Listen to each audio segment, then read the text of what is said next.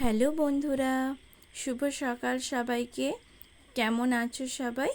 আশা করি সবাই নিশ্চয়ই খুব ভালো আছো। আমিও খুব ভালো আছি।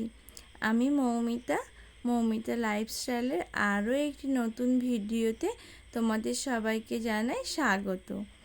তো আজকে সোমবার আর এখন বাজে ওই সকাল 6:30 মতো।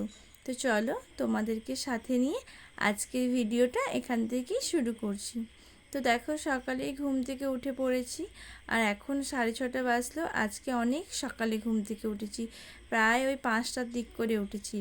আর যেহেতু সোমবার আর বাবা আজকে দোকানে চলে গেল, তো তার জন্যে সকাল সকাল উঠে পড়েছিলাম। উঠে বেশ অনেকটা সময় এমনিই বসেছিলাম, জাস্ট ভালো লাগছিল না। আর সকাল থেকে একটু মেঘ মেঘ করে আছে, তো দেখি মেঘ ডাকছে আর ওয়েদারটাও একটু ঠান্ডা ঠান্ডা মতো ছিল, তাই ছেলেমেয়েরাও ঘুমাচ্ছিল, বিছানা টিছানা তুলিনি, তাই বসেই ছিলাম। তো কিছুক্ষণ বসে থাকার পর দেখলাম যে ছেলেমেয়েরা ঘুম থেকে উঠে পড়েছে। আর ওরা ঘুম থেকে উঠে পড়ার পর ওদেরকে মুখ হাত ধুইয়ে ব্রাশ ট্রাশ করিয়ে দিয়েছি। আর তারপর এই যে আবার ওপরে এসেছি, এসে এখন বিছানাটা গুছিয়ে নিচ্ছি। আর আজকে তো বাড়ি চলে যাব, শ্বশুর বাড়ি চলে যাব। আর সকাল থেকেই দেখছি না মেঘ একদম ঘুটে আছে, সে অন্ধকার মতো হয়ে গেছে আর খুব মেঘলা হয়ে আছে। আর এত কাদা বৃষ্টিতে না আর ভালো লাগছে না। যখন খুব গরম হয় তখন মনে হয় একটু বৃষ্টি হলে ভালো লাগে, আর এখন যেই পরপর 3-4 দিন বৃষ্টি হচ্ছে আর ভালো লাগছে না। সে বর্ষাকালের মতো মনে হচ্ছে, সারাদিন পিটপিট করে বৃষ্টি পড়েই চলেছে আর কাদা যেন চারিদিকে, কোথাও বেরোতেও পারছি না, ভালো লাগছে না। সে ঘরের মধ্যেই চুপচাপ বসে থাকতে হচ্ছে। আর এই জল কাদাতে না কোথাও বেরোতেও ভালো লাগে না। তাই জন্য কি আর করব, সকালে অনেকটা টাইম বসেছিলাম, তারপরে এই যে এখন বিছানাটা গুছিয়ে নিচ্ছি। ভালো করে বিছানাটা ঝেড়ে টেড়ে নিচ্ছি, ঝেড়ে পরিষ্কার করে বিছানাটা গুছিয়ে নেব। আর বাইরে এত মেঘ হয়েছে, মনে হচ্ছে এক্ষুনি বৃষ্টি নামবে। যদি বৃষ্টি নামে তাহলে আর সকালের দিকে মনে হয় না বাড়ি যেতে পারবো। আর বিকেলের দিকেও দেখি কীরকম কী পরিস্থিতি, তার উপরে সব কিছু নির্ভর করবে। যাই হোক, দেখো তোমাদের সাথে কথা বলতে বলতে এদিকে আমার বিছানাটাও প্রায় গুছানো হয়েই গেছে। আর এটা গুছিয়ে নিয়ে তারপর একটু ঘরটাও ঝাঁট দিয়ে দেবো। আর নিচেটা তো মা ঝাঁট দিয়েই দিয়েছে, ওপর ঘরটা এখন আমিই ঝাঁট দিয়ে দিয়ে আছি, তাই জন্য। তা নাহলে তো একা হাতে মাকেই সমস্ত কাজকর্মগুলো করতে হয়। আর আমি 2-1 দিনের জন্য আসলে সেরকমভাবে কিছু করতেও পারি না, তা ওই হাতে হাতে যতটুকু যা করতে পারি। এই যে এখানে বালিশ টালিশগুলো গুছিয়ে নিচ্ছে, আর কাঁথাটাতেও ছিল বেশ কয়েকটা, সেইগুলো গুছিয়ে নিলাম। আর বিছানাটা এই যে ঝেড়ে পরিষ্কার করে নিলাম। এরপর দেখি আর কি কাজকর্ম কিছু আছে কি না, তা না হলে আর কি সারাদিনটা বসে বসেই কাটবে। আসলে কি বলতো, শ্বশুরবাড়িতে সমস্ত কাজকর্ম নিজে হাতে করি, তো তাই জন্য তখন মনে হয় যে 2 মিনিট বসতে পারলে ভালো হতো। আর এখানে বাপের বাড়ি আসলে মা কিছু করতে দেয় না, তখন আবার বসে বসে যেন আর ভালো লাগে না। যাই হোক, তোমাদের সাথে কথা বলতে বলতে দেখো ওইদিকে বিছানাটা গুছানো হয়ে গেছে। আর বিছানাটা গুছানোর পর এখন এই যে ওপরটা একটু ঝাঁট দিয়ে নিচ্ছি। প্রথমে ওই কোণের ঘরটা, যেই ঘরটাতে আমি ছিলাম থাকি আর কি, আসলে পরে ওই ঘরটা ঝাঁট দিয়ে নিয়েছি।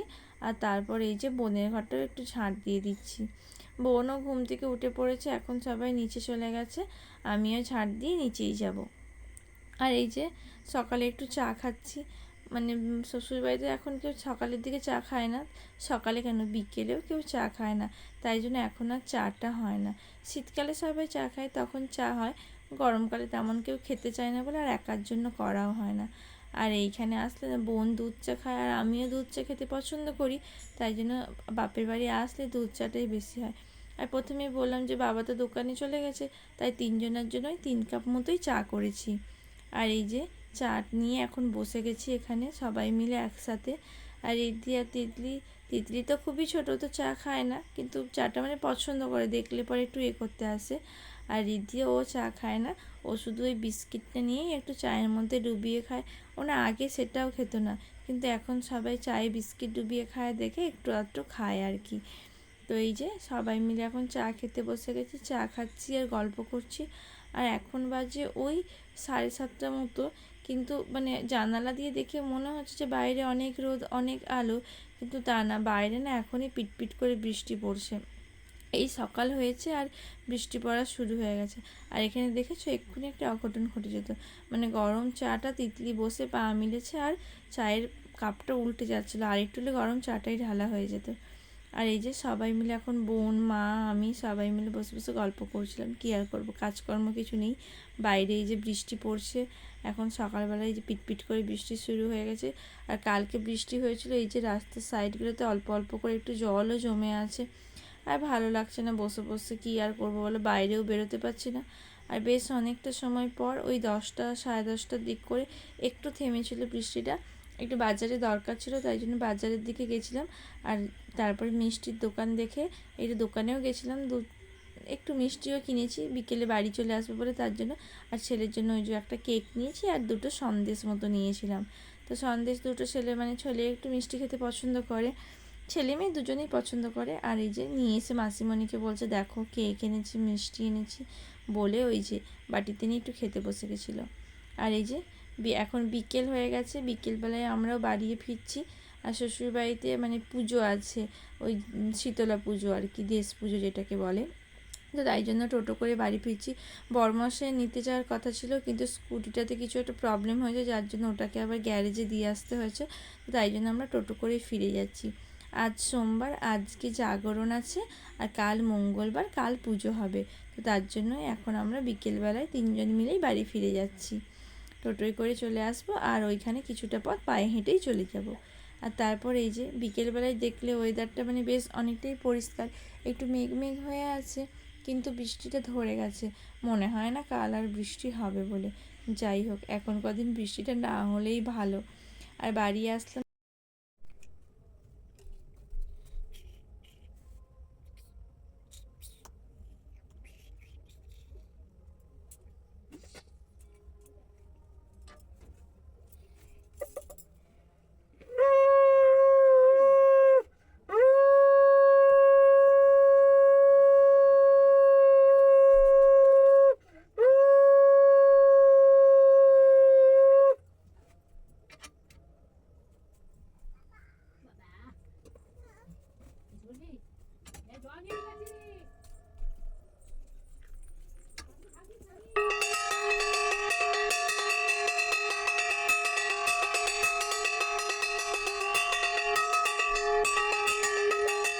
আর এই যে সন্ধেবেলা এখন আমি সন্ধে দিয়ে দিচ্ছি।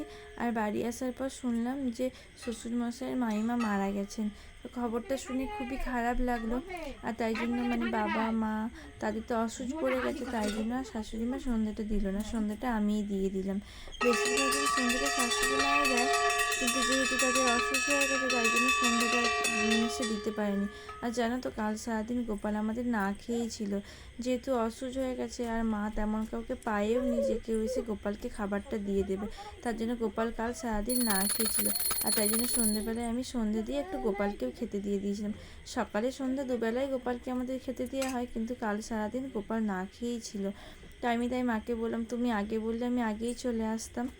তো যাই হোক, আজকের ভিডিওটা এখানেই শেষ করছি। ভিডিওটা এতটুকুই। তোমাদের কেমন লাগলো কমেন্ট করে অবশ্যই জানিয়ে, ভালো লাগলে লাইক আর একটা শেয়ার করে দিও। আর যারা নতুন আছে তারা অবশ্যই চ্যানেলটাকে সাবস্ক্রাইব করে দিও।